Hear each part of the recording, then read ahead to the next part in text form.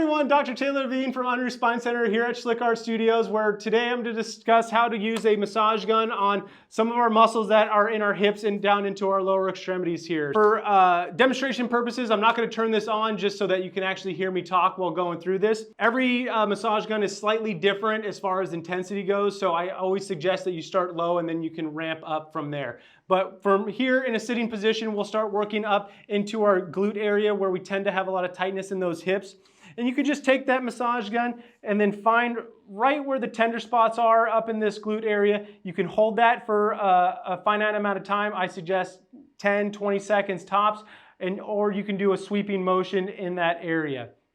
From there, we can start working our quads. Now our quads, as it says there are 4 compartments to it. We're going to work all of them.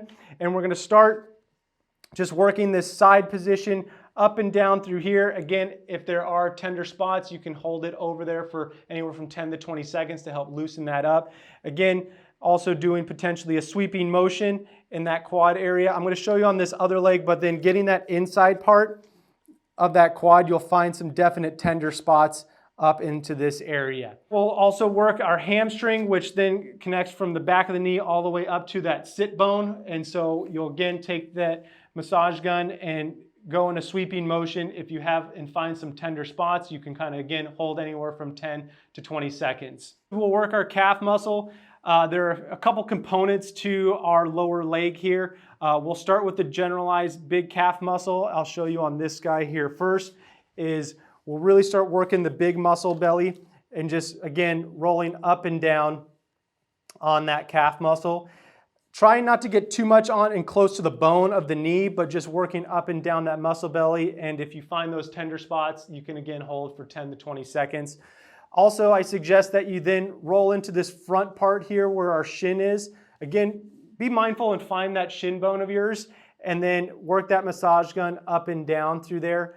Our calf muscle actually has 2 components of it, one that's more deep and one that's on the outside that you can actually feel and touch. When you work this back part here and then this front part through here, you're able to hit both of those. My last one that I suggest is, if you're dealing with a lot of tightness in your feet, dealing with some heel pain, this last one is to help work that plantar fascia in that heel. And again, just going in a sweeping motion up and down on that foot. You can find those tender spots and hold, again, for anywhere from 10 to 20 seconds. Also suggesting that you find, that pad of your foot and also going up and down in that area to relieve that tension, especially for if you are those workers that are on your feet all day long. This is something great to do at the end of the day to kind of relieve the tension on your foot.